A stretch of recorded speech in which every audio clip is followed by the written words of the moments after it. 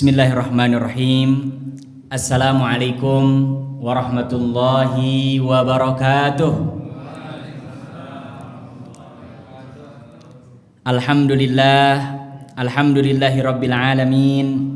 Alhamdulillahi nahmaduhu wa nasta'inuhu wa nastahdihi wa natubu ilaihi wa na'udzu billahi min syururi anfusina wa min sayyiati a'malina. Faman yahdihillahu fala mudhillalah wa may yudlil fala hadiyalah. Asyhadu an la ilaha illallah wa asyhadu anna Muhammadan abduhu wa rasuluh. Allahumma fashalli wa sallim wa barik alaihi wa ala alihi wa ashabihi wa man sanna bi sunnatihi ila yaumiddin. Qala Allah ta'ala fi kitabihil karim, a'udzu billahi minasyaitonir rajim. Ya ayyuhalladzina amanu taqullaha haqqa tuqatih wala tamutunna illa wa antum muslimun. Pertama, mari kita sama-sama senantiasa mengucapkan alhamdulillah, bersyukur kepada Allah Subhanahu wa taala. Sampai saat ini kita sudah berada di awal-awal bulan Rajab. Ya, mudah-mudahan Allah Subhanahu wa taala yang telah menyampaikan kita di bulan Rajab ini memberikan keberkahan, dan kita semua berharap mudah-mudahan kita diberikan kesempatan untuk memperbanyak amal, khususnya nanti di bulan Ramadan. Karena Ramadan berbeda dengan bulan-bulan yang lain. Supaya kenikmatan ini terus ditambah, senantiasa kita terus untuk bersyukur kepada Allah Subhanahu wa taala. Salawat dan salam kita bacakan kepada Rasulullah sallallahu alaihi wasallam. Mudah-mudahan kita istiqomah terus menjalankan sunnah-sunnah beliau sampai kita diwafatkan oleh Allah Subhanahu wa taala. Amin ya rabbal alamin.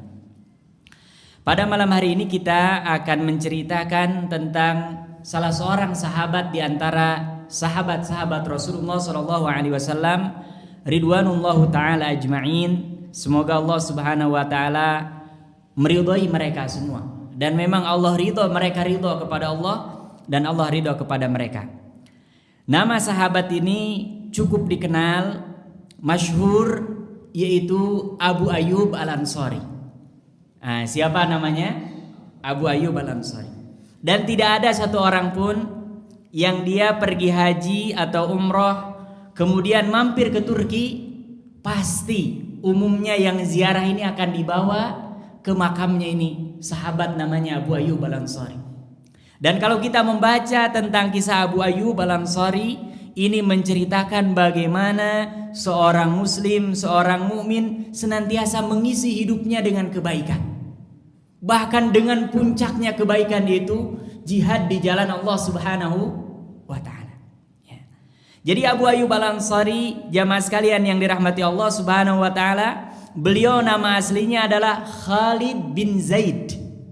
Khalid bin Zaid, ini nama aslinya. Tapi biasanya umumnya orang jarang yang kenal.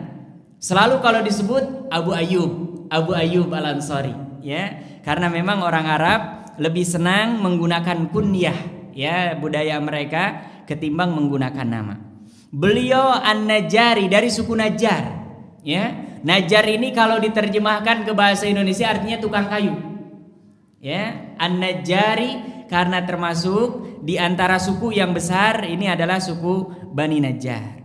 Nah, kisahnya dengan Rasulullah sallallahu alaihi wasallam, ketika Rasulullah sallallahu alaihi wasallam berdakwah selama berapa tahun di kota Mekah? 13 tahun. Ya, cara ngitungnya gini. Rasulullah sallallahu alaihi wasallam lahir tahun gajah. Diangkat menjadi nabi dan rasul di usia berapa? 40 tahun. Meninggal berapa? 63 tahun. Di Mekah dakwahnya setelah jadi nabi 13 tahun, di Madinah berarti sisanya berapa? 10 tahun. Ya, 40 tambah 13 tambah 10 jadi berapa? 63 tahun. Ya, 63 tahun. Dakwahnya Rasulullah sallallahu alaihi wasallam di kota Mekah 13 tahun lamanya, tapi yang terjadi jumlah kaum muslimin penambahannya ada tapi sedikit. Dan banyak di antara kaum muslimin, baik itu penduduk asli apalagi yang pendatang, apalagi budak seperti Bilal bin Rabah, itu di kota Mekah diperlakukan seperti halnya binatang, bahkan lebih kejam daripada itu. Ya, makanya nanti ada peristiwa dibolehkan oleh Allah Subhanahu wa taala bagi yang sudah tidak kuat disiksa untuk hijrah ke mana? Habasyah. Ya, hijrah ke Habasyah kurang lebih ada sekian orang. Ternyata begitu sampai di Habasyah ada kedengeran. Jadi Rasulullah SAW sedang membaca Al-Quran di depan Ka'bah. Kemudian orang-orang Quraisy mereka mendengarkan, saking asiknya mendengarkan mereka terbawa dan sampai berita ke sana, mereka sebetulnya hanya terharu ya dengan bacaan Rasulullah SAW dan ada ayat sujud, ada sebagian menyebutkan mereka ikut sujud. Yang sampai beritanya ke Habasyah, semua orang Quraisy masuk Islam. Padahal baru berangkatnya ini bulan Rajab ya, mendekati Sya'ban, itu Syawal mereka balik lagi. Baru berapa bulan berarti itu? 3 bulan mungkin ya, 3 bulan lah di Habasyahnya dengan perjalanan. Balik lagi. Begitu sampai di kota Mekah, yang ada bukan Quraisy mereka masuk Islam, yang ada sahabat di sana disiksa semakin menjadi jadi. Siapa di antaranya? Bilal bin Rabah. Setiap hari ditelanjangi, kemudian ditaruh di atas dadanya batu di bawah terik matahari. Kemudian siapa lagi? Keluarga Yasir.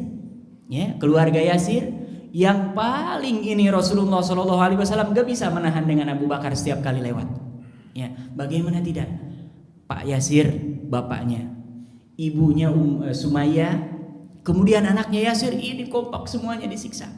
Ya, sampai-sampai Rasulullah SAW setiap kali lewat dengan Abu Bakar hanya bisa mengatakan ungkapan ini, Sobron ala Yasir, wahai keluarga Yasir, kami gak bisa apa-apa, sabar. Fa inna mau'idakumul jannah. Tapi ingat, Allah menjanjikan apa? Surga untuk kalian. Kita pun termasuk nih, berjuang hidup ini berat. Menjaga sholat itu berat. Menjaga supaya tiap hari baca Al-Quran berat apa enggak? Berat. Tapi kita harus ingat-ingat nih, ya. Kalau mereka berjuangnya dengan nyawa, keluar darah, kita ini hanya nahan malas gitu. Nahan malas, nahan godaan setan, ya. Nah, akhirnya mereka hijrah, balik lagi ke Habasyah yang kedua kalinya. Ada yang balik lagi, ada yang gak balik lagi. Sampai di tahun yang ke-13 dari kenabian, turunlah ayat bahwasannya kaum muslimin semuanya boleh, bahkan wajib hukumnya untuk apa? Hijrah ke kota Madinah. Hijrahlah para sahabat sebagian, termasuk di antara yang duluan adalah Umar bin Khattab. Umar bin Khattab berangkat duluan dan dia tidak sembunyi-sembunyi. Ya, jadi kalau yang lain sahabat-sahabat Rasulullah SAW sembunyi-sembunyi. Tapi kalau Umar bin Khattab, karena memang dia adalah jagoan, ya, dan berani, dan penduduk Mekah juga tahu siapa Umar bin Khattab. Ketika dia hendak keluar dari kota Mekah menuju Madinah, yang lain sembunyi-sembunyi, diatur waktunya malam ketika gelap habis subuh gitu.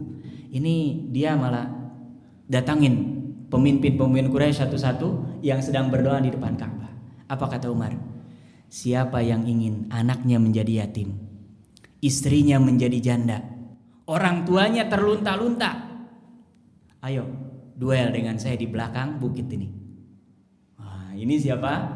Umar bin Khattab. Yang lain itu sembunyi-sembunyi. Sampai Rasulullah SAW dengan Abu Bakar Siddiq, ya, yang dipilih, dan ada 3, yaitu Ali bin Abi Thalib, ya. Di rumahnya, dikepung rumahnya, ya, dikepung rumahnya. Kemudian ketika malam-malam, ini hebatnya. Makanya tugas kita ini ikhtiar. Termasuk wabah ini boleh jadi hilangnya bukan karena vaksin, bukan karena kita berobat, ya, boleh jadi itu Allah angkat saja. Tapi tugas kita itu ikhtiar saja. Nanti Allah yang akan memberikan apa? Jalannya. Dikepung sudah nggak ada. Kata Rasulullah SAW, nggak mungkin kita keluar 3 ini. Harus ada 1 yang tidur. Kira-kira kalau kita seperti itu, mendingan tidur apa ikut keluar? Ya. Dan yang 1 Abu Bakar ini usianya nggak jauh beda dengan Rasulullah. Sedangkan Ali bin Abi Thalib ini masih muda. Biasanya yang muda lebih mau apa lebih nggak mau itu? Nggak mau itu. Duluan lah udah bau tanah gitu, paling gitu. Maksudnya kalau mati juga udah deket ya, saya kan masih lama masa depannya. Tapi enggak, kata Rasulullah, sudah. Ali, kamu tidur di mana tempat Rasulullah SAW tidur, dan itu taruhannya apa? Nyawa. Tapi Ali, karena ini perintah Rasulullah SAW dan Rasulullah tidak pernah menyia-nyiakan siapapun, akhirnya tertidur. Dan begitu keluar, inilah pertolongan Allah. Abu Bakar dengan Rasulullah SAW keluar, di depannya itu banyak orang, tapi nggak terlihat, ya, nggak terlihat. Inilah yang menjadi pertolongan apa? Allah. Orang Muslim, orang mukmin jangan tergantung ke materi. Susah hidup kalau materi, apalagi zaman sekarang susah. Ya, di rumah semuanya serba kreditan, kredit. Kalau tergantung materi, aduh pusing. Anak sekolah bayarnya mahal. Al ilmu nurun, ilmunya nurun, bayarannya naik. Kemiskinan yang ada sekarang ini, alhamdulillah katanya kemiskinan turun. Ya turun dari babanya ke bapaknya, dari bapaknya ke anak diturunin. Ya Allah. Tapi kalau orang beriman nggak punya urusan, yang penting dia tugasi amal soleh aja sudah. Nanti Allah yang akan mengantarkan itu. Kadang-kadang kita ini suka malas beramal karena itu. Ada orang yang dia rajin malah diuji oleh Allah, hartanya sedikit, mau ini segala susah. Kok kita ini jadi ngatur? Lihat ini, belajar dari Ali bin Abi Thalib, suruh tidur sudah. Rasulullah itu nggak mungkin. Kita pun kalau yang sudah diatur oleh wahyu pasti nggak usah banyak nawar. Yang banyak nawar seakan-akan di awalnya seperti indah, itu ujungnya pasti sengsara, pasti itu. Ya, karena apa? Wahyu ini ibaratnya, ya, kalau jalan raya itu kan ada garis putih, atau kalau di jalan tol di pinggir ada garis kuning. Kalau kita nyenggol dikit itu mobil goyang. Ya. Atau kalau di jalan biasa kita keluar dari baris putih itu bakal masuk ke jalan orang, pasti apa? Tabrakan. Nah, orang yang nggak mau ikut wahyu itu pasti tabrakan. Tabrakan dengan apa? Hukum alam. Tabrakan dengan apa? Semua orang walaupun penjahat dia senangnya kebaikan apa keburukan? Pasti. Coba tanyakan ya ke yang suka mencuri, mau nggak dia hartanya dicuri? Nggak mau pasti. Nah, kita ini sudah diatur oleh Allah, sudah ikutin ya. Makanya doa kita selalu apa? Ihdinas siratal mustaqim. Ya. Keluar dengan Abu Bakar di jalan, dikejar itu. Bagaimana nggak dikejar? Diumumkan. Begitu masuk ternyata yang di dalam Ali bin Abi Thalib, mereka tambah marah. Langsung bikin pengumuman, semua orang Arab diumumkan. Siapa yang mendapati Muhammad dengan temannya Abu Bakar, hayyan au mayitan, baik itu dalam keadaan hidup ataupun sudah mati, maka dia akan diberikan hadiah 100 ekor onta. Ya. Kira-kira kalau ada yang seperti itu sayembara 100 ekor mobil ya, kurang lebih sekarang semua orang tertarik apa enggak? Tertarik. Apalagi mereka yang sudah tahu jalan. Ya. Jadi ada orang Arab itu dulu guide, kerjaannya gitu. Orang mau kemana dia ngantar. Adalah terdengar oleh salah seorang yang nanti dia masuk Islam, namanya Suraqah. Lumayan ini 100 ekor onta, cuman ngikutin bekas jalan orang. Kan ketahuan itu di gurun pasir itu kalau jalan ketahuan. Ya. Bahkan kita ini sebetulnya kalau secara materi lebih lemah dari anjing. Anjing itu sekali jalan dia pantang, sesat jalan, pantang. Dia tahu belokan pipis. Nanti pas balik lagi ke situ lagi. Mungkin yang pernah punya anjing peliharaan untuk soid ya, berburu dulu saya tanya, itu kok dia bisa balik lagi? Kata dia, tiap belokan kalau dia nggak tahu pipis dulu, nanti pas pulang itu dia cium lagi, bisa balik lagi. Jadi kita kalah, ya, kalah. Makanya setiap kali kurban itu malu sebetulnya. Itu sapi ya, sapi ini. Kalau dia mau ngelawan, kita ini udah habis sudah. Ya. Kan udah banyak yang ceritanya itu yang megang 7, sapinya 1, yang megang pentah semua. Tapi karena memang musakhar, Allah tuh memang tugasnya sapi, kamu itu tugasnya sudah. Kalau sudah disembelih dimakan. Tapi kalau kita manusia punya apa? Pilihan untuk menentukan pilihan. Keluar jalan Rasulullah SAW dan pakai strategi. Biasanya ke kota Madinah jalannya lurus ke sini, putar dulu, ya, sampai akhirnya Rasulullah SAW masuk ke dalam gua, dan di dalam gua ini juga masya Allah ada kejadian luar biasa, dan ini diabadikan oleh Allah Subhanahu Wa Taala dalam Al-Quranul Karim, ya. Bahkan ini juga termasuk ingatan bagi kita, jangan seperti laba-laba. Ya, jangan seperti apa? Laba-laba. Muslim tidak boleh seperti laba-laba. Apa? Laba-laba itu diantara sifatnya dia kalau bikin rumah ngasal, kena angin rusak. Dan yang kedua yang lebih parah, setelah hubungan suami istri, salah satu di antara keduanya dibunuh. Itu orang muslim nggak boleh. Orang muslim harus seperti apa? Lebah. Makan yang baik, keluarkan yang baik, senantiasa memberikan apa? Manfaat. Ya, masuk. Itu di bawahnya Rasulullah dengan Abu Bakar ketutup. Padahal kaki mereka, Abu Bakar sampai nangis. Itu kalau mereka melihat ke bawah ya Rasulullah, udah kita ketangkep. Apa kata Rasulullah? La tahzan, innallaha ma'ana. Jangan bersedih karena yang bersamai kita itu siapa? Allah. Ini kita kalau sedang amal soleh, diganggu apapun, harus ungkapkan ini. La tahzan, innallaha ma'ana. Jangan bersedih. Jangan bersedih karena Allah Subhanahu wa taala senantiasa beserta kita. Yang penting jalan yang kita ambil adalah jalan yang diridhoi oleh Allah Subhanahu wa taala. Singkat cerita, mereka sampai keluar dari Mekah, sebelum sampai di kota Madinah, istirahat sejenak dan mendirikan masjid. Itulah yang disebut dengan Masjid Quba. Ya, sebagian bacaannya dalam bahasa Arab ada yang Quba pakai dhammah, ada juga yang bacanya pakai kasroh, Qiba. Nah, jadi kalau dengar kadang-kadang orang Arab, saya malah sering dengar mereka bilangnya Qiba, Qiba. Ternyata bacanya boleh dua, ya, boleh dua, boleh Quba, boleh Qiba. Ya. Berapa lama Rasulullah Shallallahu Alaihi Wasallam membangun masjid? Ya, Masjid Quba ini selama arba'ata ayyamin, 4 hari. Ya, kenapa membangun masjid cepat? Ya, dulu bangunnya dari pelepah kurma, bukan bangun masjid seperti kita. Kalau ini Rasulullah cepat nih bisa bangun masjid, enggak. Memang masjid yang dibangun apa? Pelepah kurma. Makanya kalau baca kitab-kitab para ulama, termasuk hadis-hadis Rasulullah SAW, orang dulu para sahabat kalau sholat pakai sendal, pakai sepatu, bawa pedang. Nah, ini mah termasuk pembahasan fikih yang banyak sudah tidak kita amalkan. Dulu mereka kalau habis perang sholat, cara membersihkannya nggak dicuci, cukup ambil kain, tarik, sudah cuci. Ya. Atau kalau yang ke masjid nih, umpamanya di Eropa masih mereka karena musim dingin sepatunya, kita nggak perlu buka, keset aja. Nah, itu udah suci. Tapi jangan dipraktekkan di Indonesia. Nah, kalau ini nanti akan bermasalah. Karena ada yang di zaman Rasulullah saya bahas, itu boleh meludah di masjid. Ada yang mempraktekkan.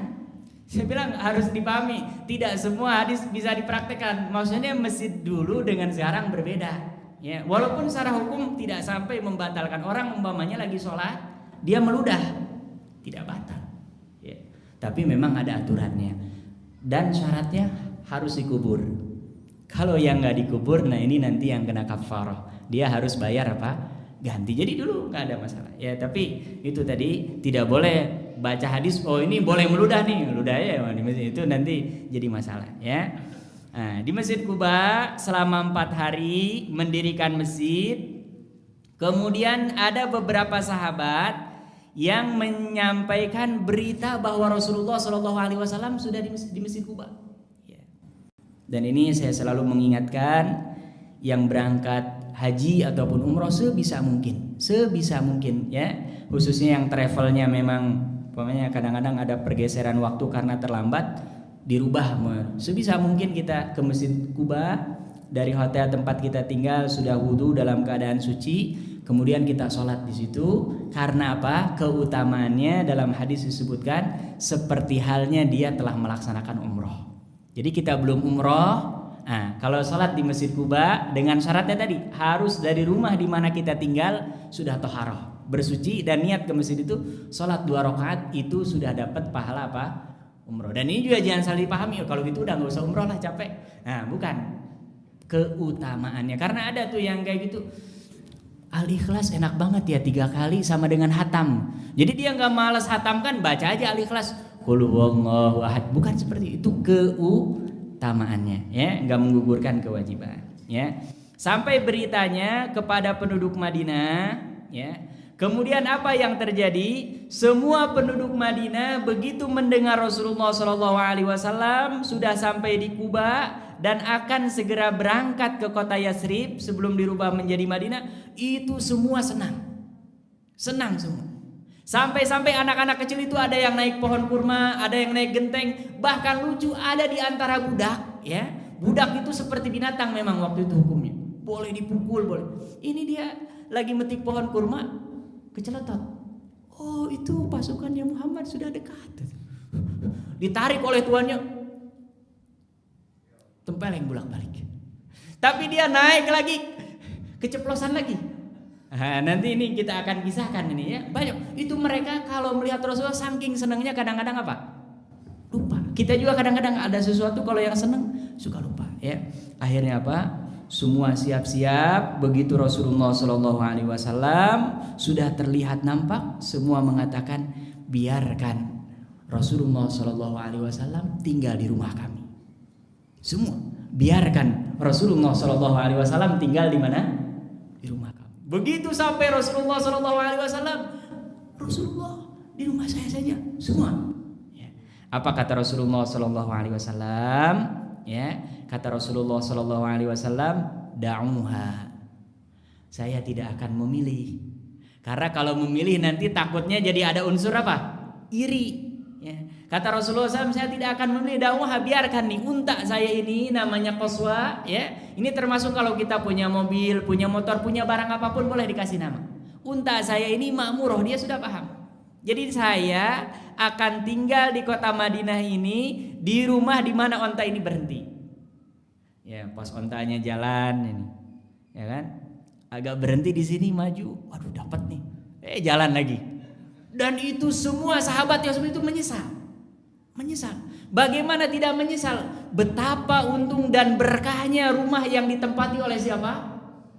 Itu akan menjadi saksi sampai nanti hari kiamat. Ya. Makanya saya sering mengatakan, sekarang ini kita tidak mungkin rumah kita akan didatangi oleh Rasulullah, nggak mungkin.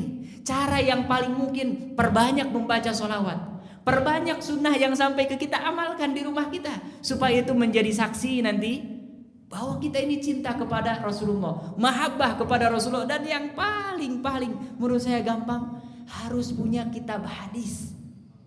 Paling minimal punya di rumah Arba'in Nawawiyah, sudah itu. Ya. Kalau umpamanya kita berat punya Sahih Bukhari, Sahih Muslim, Kutubus Sittah, ada yang punya Kutubus Sittah balak 6 malah gaple. Kartu gaple punya Kutubus Sittah, kitab hadis yang 6 enggak punya. Nah, enggak punya bukti kita kepada Rasulullah SAW. Karena banyak yang 6 nih, Iqra 6 gitu. Makanya yang saya Iqra itu 6 jilid itu. Ya. Iqra 1, 2, 3 ya. Nah, ini sebisa mungkin saya selalu mengingatkan yang tidak mungkin mempelajari banyak hadis, minimal kitab Arba'in Nawawiyah, baca ulang-ulang. Dan sekarang sudah dikasih harokat, yang gak bisa bahasa Arabnya di bawahnya ada tulisnya bahasa Indonesia, kita baca saja. Itu lama-kelamaan yang sulit insya Allah bisa. Ya minimal saya selalu mengingatkan, minimal Arba'in Nawawiyah. Lebih tinggi lagi ya Riyadhus Shalihin, lebih tinggi lagi Al-Lu'lu' wal Marjan fi mattafaqa syaikhan. Silahkan Sahih Bukhari, Sahih Muslim. Karena apa? Ini akan menjadi bukti bahwa kita cinta kepada siapa? Rasulullah. Karena kalau sahabat mereka bisa Rasulullah tinggal di rumah kami, ini kita tidak mungkin ya. Akhirnya apa? Jalan Naqah si Qaswa ini, kemudian berhenti beberapa kali, baru berhenti dan duduk seperti ini persis di depan rumah Abu Ayyub Al-Ansari. Ya Allah, Abu Ayyub begitu senangnya. Dan ternyata memang yang dipilih itu luar biasa. Sahabat-sahabat yang lain rata-rata rumahnya lantai 1. Jadi kalau dia tinggal dengan Rasulullah itu pasti canggung gitu. Nah ini Abu Ayyub memang sudah skenario Allah Subhanahu wa ta'ala, rumahnya itu 2 tingkat. Ya, rumahnya itu apa? 2 tingkat. Makanya kalau ada orang sekarang rumahnya 2 lantai lah, Abu Ayyub saja dari dulu sudah 2 lantai. Apa yang dibanggakan? Dari dulu bahkan rumah-rumah orang terdahulu itu jauh lebih dahsyat daripada rumah yang kita bangun. Lihat kaum 'Ad, kaum Samud. Kalau kita kan gunung dipecah, batunya, pasirnya dibawa ke rumah. Kalau mereka dulu enggak, gunungnya dipahat. Dan itu yang jadi rumah. Lebih hebatan mana? Hebatan mereka. Ya, makanya selalu diingatkan kaum Ad, kaum Samud. Kalau nggak ingat kepada Allah, jangankan rumah-rumah yang gini, hitungan detik sudah kemarin di Palu pelajaran. Nggak ada. Kita bangun padahal itu ya Allah puluhan tahun. Apalagi yang nyicil itu berapa itu? Tapi bagi Allah sudah hilang sekejap. Tapi bagi orang yang beriman, kalau dia terus di jalan Allah sampai musibah saja bisa mendatangkan apa? Pahala, ya, mendatangkan pahala. Akhirnya apa? Berhenti di depan rumahnya Abu Ayyub Al-Ansari. Sudah kata Rasulullah SAW, saya akan tinggal di rumah Abu Ayyub. Disuruhlah masuk Rasulullah SAW. Kemudian kata Abu Ayyub, wahai Rasulullah, rumah saya ini 2 lantai. Kalau berkenan saya di lantai bawah, engkau dengan keluarga di lantai atas. Apa kata Rasulullah? Jangan. Sudah, kau di lantai atas, saya di lantai bawah. Karena apa? Saya banyak tamu. Gak enak nanti kalau setiap kali ada tamu datang, sahabat mengeluhkan pertanyaan atau ada suatu kejadian, kan mereka selalu datang kepada Rasulullah SAW. Kata Rasulullah sudah. Ya. Akhirnya ngalah Abu Ayyub. Pas malam mau tidur, nggak bisa tidur. Karena dia khawatir pas nginjek itu persis di bawahnya kepala siapa? Rasulullah. Itu sampai tingkatannya seperti itu. Ya. Makanya kami dulu di pesantren diajarkan itu. Kitab yang paling tinggi di atas itu selain Al-Quran harus kitab tafsir. Kenapa? Di situ ada ayat-ayat Al-Quran pasti. Kemudian di bawahnya kitab-kitab hadis. Karena itu sabda-sabda Rasulullah. Baru di bawahnya kitab fikih, kitab yang lain. Itu sampai para ulama mengajarkan. Karena apa? Dengan adab seperti itu akan berkah. Ya, makanya saya marah betul tuh. Kalau anak-anak di rumah kitab diinjak walaupun kecil harus kita ingatkan. Nggak boleh. Ya. Nah, ini Abu Ayyub Al-Ansari malam akhirnya diskusi dengan istrinya. Wahai Ummu Ayyub, kita turun lagi kepada Rasulullah. Nggak bisa tidur ini malam ini. Khawatir pas tidur sejajar dengan siapa? Rasulullah. Turun ke bawah. Cerita, kenapa Abu Ayyub? Rasulullah, kami sekeluarga nggak bisa tidur Rasulullah. Ya. Kenapa? Khawatir pas ketika kami tidur atau berjalan itu lebih tinggi daripada engkau wahai Rasul. Bahkan terinjak gitu bayangannya. Kata Rasulullah, sudah nggak usah dipikirkan, tidur saja. Begitu naik malah ada air tumpah. Dan kalau tumpah berarti otomatis netes kemana? Di atas itu nggak ada lap kecuali ada baju satu. Itu langsung diambil dan dilap.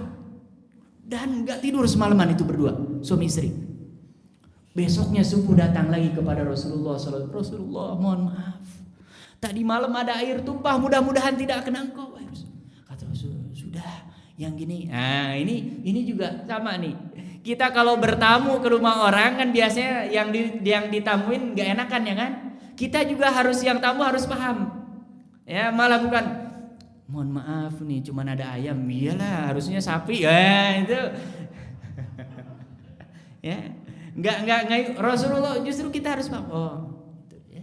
Bahkan kalaupun hanya ada air putih kan ada nih, masa air putih ini ikan cupang aja hidup, ada tuh ya kayak gitu. Saking putihnya ikan cupang aja hidup, ya Allah. Tapi memang yang gitu tuh orang-orang bercanda ya. Kalau yang serius nggak mungkin itu bisa jadi. Tapi ada memang khususnya saya lihat beberapa daerah itu yang gitu nyeplos aja gitu. Mas air putih katanya ini ikan cupang aja hidup. Atau kalau yang paling seringan dikasih suguhan sayur bening. Ini bening amat katanya. Saya bilang aduh kalau saya nggak tega. Maksudnya orang sudah dihidangkan ya makan saja ya kan. Orang kita nggak bayar kok. Masa komentar. Ini juga kita belajar dari Rasulullah SAW. Kalau ada orang merasa dia kekurangan, justru kita harus meyakinkan ini sudah lebih dari cukup. Ya, jangan merepotkan, apalagi kita ingin dilayani lebih. Ya, berapa lama Rasulullah SAW tinggal di rumah Abu Ayyub, ya di lantai bawah itu dan hampir selalu Abu Ayyub itu tidak bisa tidur, ya. Itu dilakukan oleh Rasulullah Shallallahu Alaihi Wasallam kurang lebih selama 7 bulan. Ya, kenapa? Karena Rasulullah Shallallahu Alaihi Wasallam datang ke Madinah tidak membawa apa-apa. Ya, semua kaum muslimin yang hijrah dicegat di perbatasan kota Mekah dan mereka selalu diberikan pilihan. Boleh hijrah ke Madinah, tinggalkan semua harta, semua yang kau dapatkan di kota Mekah. Kalau masih mau pergi, pilih. Berarti kalau masih milih harta, jangan keluar dari kota Mekah. Makanya nanti oleh Rasulullah SAW diatur strateginya, tidak ada satu orang Ansor kecuali dia harus menjadi saudara dari kaum Muhajirin. Maksudnya dipertemankan. Nama bahasanya disebutnya ta'akhi, dipersaudarakan, ya. Fulan dengan fulan, fulan dengan fulan, fulan dengan fulan. Karena memang kondisinya sangat sulit, makanya orang-orang yang hijrah dari kota Mekah disebutnya kaum Muhajirin. Kemudian orang-orang yang mereka tinggal di kota Madinah dan dipersaudarakan oleh Rasulullah SAW disebutnya kaum apa? Kaum Ansor, ya. Nah, ini berjalan, ada beberapa sahabat yang cepat. Nah, ini juga sama nih. Kita kalau dibantu orang jangan keenakan, ya. Orang muslim itu prinsipnya bukan ingin diberi, tapi kalau bisa memberi. Dan ini mentalnya susah. Orang selama dia mentalnya ingin diberi, nggak mungkin kaya-kaya, nggak mungkin. Kita justru orang muslim harus semangatnya tangan di atas lebih baik daripada tangan di bawah. Karena ada orang dikasih terus gitu, bukannya mikir gimana nih supaya ya kalau yang tadinya masih di rumah mertua indah gitu, nah, mulailah memikirkan kalau ini ada yang terus seumur hidup sebelum diusir terus aja di situ. Nah, ini orang nggak tahu diri, ya. Ada beberapa sahabat yang cepat, termasuk diantaranya Abdurrahman bin Auf. Ya, ini setiap kita yang di sini pasti ada nih yang jago bisnis, feeling bisnisnya cepat tuh. Sampai-sampai Abdurrahman bin Auf itu ketika ditawari oleh Rabi'ah, ya, yang diperkawankan oleh Rasulullah SAW, dia hanya mengatakan, saya sudah cukup, terima kasih banyak, nggak usah diberikan bantuan apa saja. Tolong tunjukkan kepada saya pasar paling dekat di Madinah ini di mana. Ternyata betul dia berangkat ke pasar dan pulang sudah punya uang. Jadi sudah nggak minta. Nah, kita yang mampu juga jangan suka minta-minta. Dan diancam oleh Rasulullah SAW, orang yang mampu berusaha tapi dia suka minta-minta itu nanti akan dibangkitkan di hari kiamat, mukanya ini kosong, nggak ada dagingnya. Yang ada hanya apa? Tulang belulang. Apa? Artinya orang yang seperti ini tidak punya rasa malu, ya. Jadi semangatnya orang muslim harus mau memberi, bukan ingin apa? Diberi, ya. Berjalan terus sampai 7 bulan, selesailah Rasulullah SAW. Dan Rasulullah SAW mendirikan rumah sendiri, ya, di samping masjid. Akhirnya apa? Keluarlah Rasulullah SAW dari rumah siapa? Abu Ayyub. Nah, ada kejadian yang menarik, jamaah sekalian yang dirahmati Allah. Ini harus selalu ingat, ya. Khususnya kita kalau sedang sulit, ingat-ingat nih kisah peristiwa Rasulullah SAW, manusia terbaik. Suatu hari Abu Bakar keluar dan sedang musim panas. Keluarnya ke masjid. Kita kalau sedang punya masalah jangan kemana-mana, ke masjid, ya. Ini sudah diajarkan itu, ke masjid. Orang sebesar apapun kalau ke masjid insya Allah selamat. Tapi kalau ke tempat lain, apalagi urusan rumah tangga, wah sudah nggak tertolong, ya. Ke masjid. Ini Abu Bakar ke masjid. Pas di masjid Abu Bakar ketemu siapa? Umar bin Khattab. Ke masjid. Ketika mereka sedang berdua di masjid, tiba-tiba juga Rasulullah SAW keluar dan ke masjid. Begitu tiga-tiganya ngobrol, mahajatukuma, wahai Abu Bakar, wahai Umar, sedang apa kalian kok siang-siang bukan waktunya sholat, ada di mana? Di masjid. Ternyata apa? Kami lapar ya Rasulullah, di rumah nggak ada makanan. Pernah nggak kita kejadian kayak gini? Saya yakin kayaknya kita nggak pernah sampai benar-benar lapar seperti ini. Dan para ulama riwayat-riwayat itu sebutkan Rasulullah itu makanan pokoknya hanya 2, air putih dengan kurma. Dan Rasulullah itu tidak pernah marah kepada istrinya dan pembantunya kalau ke rumah nggak ada makanan. Ini kan kadang-kadang kita termasuk nih, apalagi habis kerja malam, hujan-hujan kayak gini, pas nyampe rumah nggak ada makanan, mau keluar lagi malas. Wah, itu istri sudah kena hantem itu. Itu Rasulullah nggak pernah itu. Padahal sebetulnya kalau kita mau menyelesaikan persoalannya, keluar lagi lah, sudah pakai motor, pakai mobil kalau yang punya mobil, kan sudah selesai. Tapi kadang-kadang setan itu ganggu itu. Segala anak dimarahin, ini dimarahin, padahal kan sebetulnya lapar ya makan gitu. Apa Rasulullah? Setiap kali pagi selesai sholat subuh datang ke rumah, ada makanan atau enggak? Enggak ada, kata istrinya. Fa idzan ana shaim. Kalau gitu saya puasa. Nah, kita pun kalau ada masalah jangan terus. Ini biasanya kita masalahnya enggak dicarikan solusinya. Ya. Ini apa kata Rasulullah Sallallahu Alaihi Wasallam? Kalau kalian berdua lapar, saya juga lapar. Kita harus cari solusi. Kalau gitu kita ketuk pintu rumahnya siapa? Abu Ayyub. Dan memang ini kondisinya sedang lapar, ya. Dan kita kalau lapar, apalagi sampai tingkatnya yang bisa membuat mati, itu yang tadinya nggak boleh minta-minta, boleh minta-minta. Apalagi umpamanya kita sudah ikhtiar usaha seperti dalam kondisi pandemi seperti ini, ya. Jangan dihinakan kalau ada tetangga yang memang benar-benar butuh, bantu, kita bantu. Ikhlas karena Allah Subhanahu wa taala. Akhirnya datang ke rumah Abu Ayyub, yang ada depan rumahnya adalah istrinya. Oh Rasulullah, oh Abu Bakar, silahkan masuk. Mana Abu Ayyub? Oh dia sedang, ternyata memang Abu Ayyub ini termasuk karena asli orang Madinah, dia punya kebun kurma. Lagi panen kurma di belakang. Rutob itu yang agak-agak matang lah dikit ya. Kemudian ada buser itu lebih keras lagi. Itu kalau kita makan terasa sekali kasat. Nah, itu buser disebutnya. Nah, kalau yang sudah hitam-hitam matang-matang itu baru disebutnya tamar. Dan semakin tua, kurma itu harganya semakin murah. Tapi semakin muda, harganya semakin apa?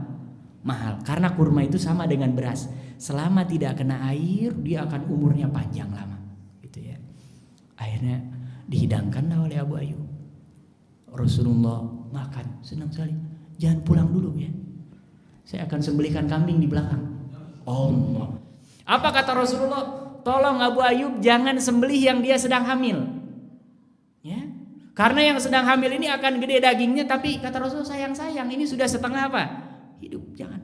Diingatkan oleh Rasul. Karena apa? Abu Ayyub ini Masya Allah senang sekali ya. Makanya saya termasuk iri dengan saudara-saudara kita di India ya, di Pakistan. Itu mereka sudah hampir rata di semua masjidnya. Setiap hari, setiap pekan, setiap bulan ada hataman kitab hadis. Jadi duduk saja orang dan semua megang kitab, semua baca saja. Seperti alhamdulillah sudah mulai ada di kita hataman Al-Qur'an. Nah, ini nanti mudah-mudahan 1-2 tahun ke depan nih mulai menjamur ada hataman hadis. Ya, karena semakin sering membaca hadis walaupun awalnya nggak paham, minimal keberkahannya itu akan dapat. Jauhkan dari maksiat, dijauhkan dari kemungkaran, ada keberkahannya. Ya, nah ini mudah-mudahan nanti ke depan akan seperti ini. Dihidangkanlah oleh Rasulullah Sallallahu Alaihi Wasallam. Jangan lupa kata Rasulullah, ketika menyantap daging di awal ucapkan Bismillah. Begitu selesai ucapkan apa? Alhamdulillah. Ya. Selesai makan, keluar. Sebelum keluar, Abu Ayyub dia masih sibuk belakang. Tolong besok datang ke rumah. Ya, maksudnya ke rumahnya siapa? Rasul. Enggak kedengeran. Kata Umar, Abu Ayyub, kata Rasulullah besok suruh datang ke mana? Nah, ke rumah. Oh ya siap gitu ya. Ternyata apa? Begitu besoknya dia datang ke rumah Rasulullah Sallallahu Alaihi Wasallam. Pas pulang tadi dia ngasih apa? Kurma dengan apa? Daging. Dikasih perempuan pembantu. Ya jadi dulu ada budak perempuan yang tugasnya itu masak, bersih-bersih persis lah. Tapi dulu itu disebutnya apa? Pembantu. Kalau laki-laki abdun, kalau perempuan Allahumma sholli ala Muhammad. Ima. Ya, imaun. Kalau laki-laki hamba saya abdun, kalau perempuan apa? Imaun atau amatun, ya. Makanya kalau laki-laki namanya Abdullah. Kalau perempuan namanya jangan Abdullah itu, Amatullah. Amatullah. Kemarin ada tuh ngasih nama perempuan, dia kasih nama Abdullah. Saya bilang, ada kok nama hamba saya perempuan ya. Itu namanya apa? Amah ya, amatun ya. Akhirnya kata Rasulullah Shallallahu Alaihi Wasallam diwasiatkan. Karena umumnya pada saat itu kalau punya budak termasuk halal ya. Halal kalau kita memang benar punya budak perempuan untuk digauli. Ya, tapi jangan berharap nih. Bapak-bapak udah pada ngarep. Itu bisa didapatkan wallahu ta'ala. Secara hukum ada, tapi akan kejadian atau tidak hanya Allah Subhanahu wa taala yang tahu. Dulu ada dan itu tidak ada yang mempermasalahkan. ya, tidak ada yang mempermasalahkan karena hukumnya seperti itu. Bahkan Islam memerintahkan supaya sedikit demi sedikit perbudakan ini dihapuskan. Kalau ada suami yang mendatangi istrinya siang-siang di bulan Ramadan, salah satu kafarahnya memerdekakan hamba sahaya. Kalau ada di antara kita sumpah kemudian tidak menjalankan sumpahnya, salah satu kafarahnya adalah dengan memerdekakan hamba sahaya. Bahkan Utsman bin Affan setiap hari Jumat dia punya target karena dia hartanya banyak, wajib memerdekakan satu orang hamba sahaya. Jadi bayangkan Utsman bin Affan sepanjang hidup ya, semenjak dia masuk Islam, setiap Jumat satu. Sebulan setahun berapa minggu? 53 ya. Kurang lebih 53, berarti 53 orang. Berarti kalau 10 tahun berapa? 530. Makanya Utsman bin Affan ini diborong pahalanya, dan Allah tunjukkan sampai sekarang masih ada wakaf peninggalan siapa? Utsman bin Affan ya. Begitu sampai ke rumahnya, wahai Ummu Ayyub, saya pulang dari rumah Rasulullah Shallallahu alaihi wasallam dan ini dikasih hadiah. Ya. Nah, makanya hati-hati, jangan baper ya. Ini yang bawa bapak khususnya jangan bawa perempuan, bahaya. Ini bawa Abu Ayyub, ini siapa? Ya. Kemudian ini pemberian dari Rasulullah Shallallahu alaihi wasallam dan beliau hanya menyampaikan satu kalimat. Saya wasiatkan supaya perempuan ini diperlakukan dengan baik. Diskusi dengan istrinya, perlakuan yang paling baik terhadap perempuan ini apa? Kata istrinya, dimerdekakan di jalan Allah. Ya. Kan kalau umumnya yang dapat budak itu dijadikan pembantu, tapi ini begitu sampai, makanya ini kompak suami istri. Ya Allah, luar biasa ini ya. Abu Ayyub dengan Ummu Ayyub. Yang agak susah umpamanya suaminya mau ke masjid, istrinya yang nahan. Atau ada yang istrinya rajin umpamanya ngaji, suaminya yang nggak bolehin. Nah, ini berat. Ini memang harus kompak suami istri. Ini Abu Ayyub dengan Ummu Ayyub kompak. Dua-duanya sepakat ya. Mungkin kalau dalam pikiran saya, kalau jadi orang rumah, lumayan lah ada yang bantu-bantu gitu kan. Tapi Ummu Ayyub nggak gitu. Ya, sudah merdekakan di jalan Allah. Karena tingkatan yang paling tinggi memperlakukan hamba sahaya adalah dengan apa? Memerdekakan. Dimerdekakan dan dia tidak mengambil sedikit pun hartanya. Ya, akhirnya sudah dimerdekakan, dan Abu Ayyub ini termasuk di antara sahabat yang umurnya dipanjangkan oleh Allah Subhanahu wa taala sampai di pemerintahan Bani Umayyah. Ya, berarti Khulafaur Rasyidin, setelahnya Bani Umayyah. Ya, lebih dari tahun ke-40 dari kenabian Rasulullah Shallallahu alaihi wasallam. Dan ada satu peperangan dan dicatat oleh para ulama, Abu Ayyub tidak pernah absen sekalipun dari peperangan bersama dengan Rasulullah Shallallahu alaihi wasallam. Sampai ketika beliau sudah usia sepuh sekalipun. Nah, makanya ini beruntung. Ada orang yang sebetulnya dia sudah uzur. Ya, tapi dia masih mengambil amalan itu. Mudah-mudahan ini termasuk orang-orang yang diwafatkan seperti siapa? Abu Ayyub Al-Ansari. Jadi ada peperangan pada saat itu ingin memerdekakan yang dijanjikan oleh Rasulullah Shallallahu alaihi wasallam, yaitu membuka kota Romawi. Karena sudah beberapa kali nggak tembus. Dan Rasulullah Shallallahu alaihi wasallam memberikan kabar gembira, sebaik-baik pemimpin adalah pemimpin yang bisa menembus benteng Konstantinopel, ya, Romawi pada saat itu, ya, di situ. Kemudian apa? Abu Ayyub tengah jalan sakit, bukan minta pulang, malah berwasiat, tolong jangan sampai ada di antara tentara ini yang mundur ke belakang. Saya berwasiat kepada kalian, makamkan saya persis di bawah bentengnya Konstantinopel. Dan betul sejarah hari ini mencatat makamnya Abu Ayyub Al-Ansari itu diijabah oleh Allah Subhanahu wa taala. Berada di mana? Di Istanbul, ya. Nama aslinya Islambul, ya. Orang sana bacanya Istanbul. Sama Erdogan itu, kalau kita ngomong kan Erdogan ya, itu salah itu logatnya. Ya. Erdogan ya. Orang mereka bilang Erdogan, tapi kita baca karena G kan tulisannya Erdogan. Itu ternyata orang Turki, beda ya. Nah, jadi ini kita setelah membaca kisah Abu Ayyub ini, walaupun sudah tua jangan merasa tua. Ya, fisik boleh lemah tapi semangat harus apa? Tetap tinggi. Karena apa?